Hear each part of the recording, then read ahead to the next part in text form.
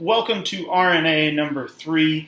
I'm just going to do a video over what we read this week in Ed High 602.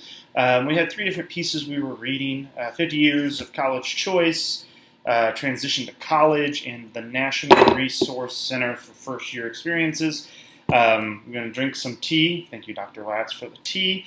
And we're going to talk about what I learned and what I kind of read. So this is my way of connecting the dots with the readings to my experiences and going from there. So 50 years of college. When I was reading this, it made me think about my reason for college choice. I chose Ball State, well, partly because, number one, I had a full ride in through the business program. My now wife, girlfriend at the time, was going to be going to Ball State. It was close, and to be honest, I thought I wanted to do something in business and really wasn't sure. I didn't really want to go super far away, and that's where I landed. So I was very happy with my choice. Been there ever since. But it's very fascinating when you think of my story, and then you read all the stuff that they were talking about people's choices and thoughts and reasons to go to college. And mine weren't really tied to a lot of them. It was more girlfriend, distance, and location. But choosing to go to college was another thing. My parents had always kind of mentioned it at home. Really, I don't think there was ever a doubt in my mind that I'd be seeking some sort of secondary education outside of high school. Kind of felt that was my next logical step. I know that's not a normal thing, but for me, it kind of was. So that's kind of where I sat at regarding those. I kind of felt a little bit of what they were talking about in the later bits of there. But it was funny reading like SAT, ACT stuff and recruiting. I didn't get recruited. My guidance counselor happened to mention something about a scholarship. Sounded cool. Was going to probably go there anyway. Landed there. So that was about the extent of my exploration into college. So when I was reading this, I could also see a lot of tie-in to some of the other classes that I've had. Particularly my Ed High law with some of the legislation that was put into place, and then the community college class that Dr. Latz taught. I remember doing a paper over the history of community colleges in Washington State, and it almost fell in line with what I was reading to a T. So it was kind of cool to see where that was coming up. Now, this is my, critique of some of this literature. Kind of when you were reading through it, it kind of seemed like college, it's going to bring you a better life, specifically in the executive summary. College, bring you a better job, better life. Here's all the reasons why. Here's all the research why. And I always have to ask myself, who's writing this? Which made me kind of laugh, because when you think of it, it was a bunch of most likely faculty members at a higher education institution. Of course, they're going to tell you all the great things about college. I mean, it's like having health studies funded by a big pharmaceutical company. It's going to be very hard to find things not fully great with it. I'm not trying to be a skeptic by any means, but when you start thinking about it, all the research that says higher ed is really awesome could have merit, which I believe it does, but at the same time, it's done by people who specialize in higher education. So it's, random thought process that crossed my mind during that. One thing I noticed, government had a huge path through everything, from the GI Bill to the Civil Rights Act to some other pieces they were mentioning in there. And they have shifted, state and federally, the way legislation's done and the way funding's provided. So I think if you're looking at the one biggest factor of where college has changed, it's probably been government forced or thrust upon them by the government in some capacity. So the way I wanted to kind of end this discussion for this piece, I want to talk about the reasons for college and kind of the talks that I've had with family members. So I'm going to tell you about my family, my mom, dad, brother, sister, my wife, her mom and dad. So we'll start with my wife's dad, Dave. Dave was, he would be 63 at the moment. So he was one that, at the time, he will tell you this straight to your face. He wanted to go to college because That's what you did because there were parties. And he liked women. He liked college. He decided he wanted to go that way. And so his favorite story was moving in through the first day of movement. All of a sudden, they really threw a kegger in IU's Wilkie Hall, which is also really comical because I'm Wilkie. His daughter married Wilkie. Very weird connection there, but they throw a big old kegger, and he can remember drinking at the keg at the end of the hall.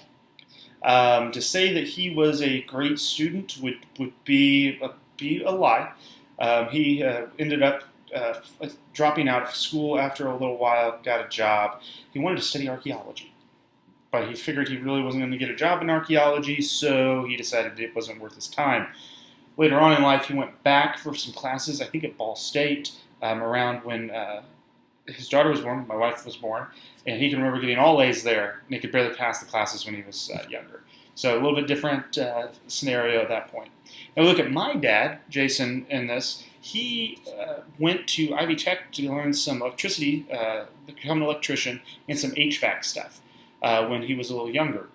Then I can remember distinctly he went to college for an accounting degree through Ivy Tech. But he always seemed to kind of get going and then kind of just fall off. Get going and kind of fall off. His reasoning, he always had considered making a job switch, and every time that he would consider that, that's when he'd go to classes. So it was all usually driven by the search of a better level of employment. Now my mom, on the other hand, Trina, she started at Ivy Tech. She just kept kind of going too. She's done everything from got her associates to her bachelor's to her master's, and even has a doctoral degree from Western Governors WGU in nursing. When she got it, so she would become a nurse, and then when she became a nurse, she decided she wanted to teach nursing, so she went and got another degree. And then after doing it for a little while, she wanted to keep going because she could get a higher job within her position by an additional college, and she got her doctorate. Now she runs the school nurses in town. So it was tied to employment, and then it gave her the freedom to do what she wanted. Now we look at Lindsay's mom, Lisa. She never attended school. Had no interest, never really wanted to do it. So to this day, I don't think she would care if you ever went to school in a bit. She never really wanted to go. She still doesn't use a computer. So she doesn't have an email address or anything like that. She was a flip phone for a very long time. We had to get her away from that because, but she finally started to figure out how to use one of those iPhones. Now, me, you've heard my story probably 1,000 times now. I went because I wanted to kind of go for the employment avenue. Girlfriend was there. Didn't like the job I had in Indy. Decided that I wanted to maybe have the ability to teach or work at the university. So I took my MBA. And then once I got there, they provided free school for the employees. So I got my adult community education master's, got my certificate in college leadership, community college leadership, and working on my doctoral degree. I just wanted the ability to move within Ball State and have stability because I love the jobs up there. I love being a professor in the marketing department, but if something ever happened, I wanted to be able to move into a different department. It was job security long term because I found something that I really liked to do.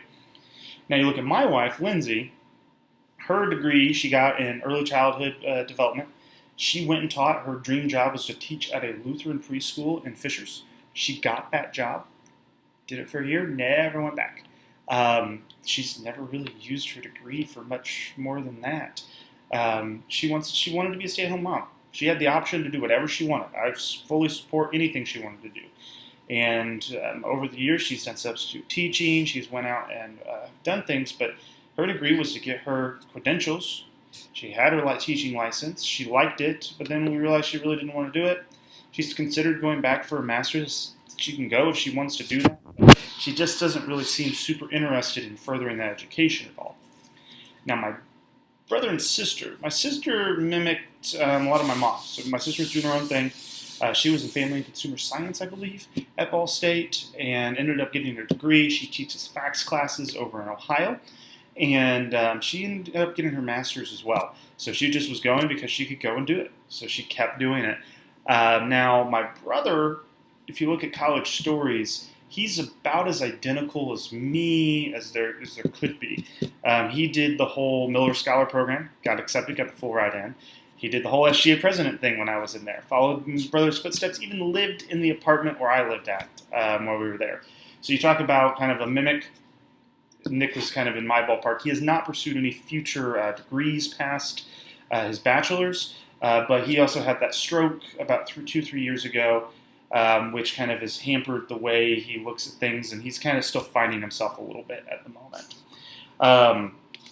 All in all, sorry for those stories, but that's kind of I found if I looked at all of that, it was the 50 years in college, kind of all tied to a track of employment opportunities within my families, but the decision to go certain places were kind of different. I think this whole piece should have been a great read for anybody at admissions as well. When I started reading the transition to college piece, I wanted to bang my head against a wall because I felt like I can't get away from Tinto and Aston and Inglis and anything related to my comps or my dissertation at the moment. Funny story, I actually got an email from somebody in the Teachers College who was looking to do some research over the difference in first-year experiences pre- and post-COVID. So Joel had actually said, hey, Chris is doing some sort of study for his dissertation. You may want to reach out to him and he can point you in the direction for some possible literature. And there's a chance after having a discussion with the area that I may have a piece of research that I'm going to be working on with 2 other faculty members in the Teachers College. Very strange how everything ties together a little bit. Because I have all the knowledge and stuff about first-year experiences and living learning communities in particular, and a lot of the theories behind it on why it actually helps, which is a weird thing because it started making me feel as if I was actually becoming an expert in the field, which is strange because I wouldn't call myself an expert, but I can see where it now kind of is kind of weird to me. Overall, it's a cool, interesting chapter. I love the part about living learning communities. I actually took down 3 additional sources that I'm going to look up their articles because some interesting points I hadn't found out yet. So I'm going to add those into my play. I also found it interesting. The first-year experience is a first-year seminar. They're kind of working on some things at Ball State at the moment where I think they're going to be putting some of that stuff into play. I know they're hiring someone in living learning communities, and I know they were hiring a director of first-year experience. So I'll be interested to see what Ball State does over the next few years. I do know that at the time I was in housing, they did an initiative, which was like the first 6 weeks. Alan, kind of from his knowledge that just 30-plus years in the housing industry, he realized that the first 6 weeks were the most critical to a student's development and connection to the university. I'm not sure there's any research that I'm aware of that validates this, but he was positive. So they were putting an initiative together and then tracking that back to a retention bit. And I don't ever know what happened to it, but I know it was something they were starting when I was in housing. And then the last part about transfer students kind of really made me...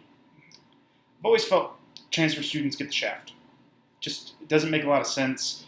I was doing housing presentations for orientation, and when you look at the orientation students got during the summer compared to transfer students, it's ridiculous.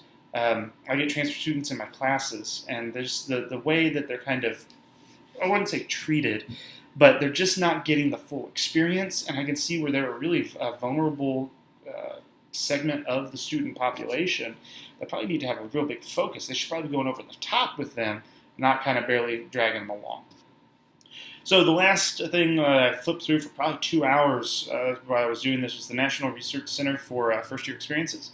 This was great, particularly related to the stuff that I'm doing. So I kind of wondered how in the heck I didn't know about this already. Huge body of work. I actually searched through it for some living learning community stuff. Found like an 86-slide presentation that was done from the Institute for Akuo, I believe. And it was really interesting because throughout the presentation, I started seeing some of the people that I've been writing about and reading and working with in the literature.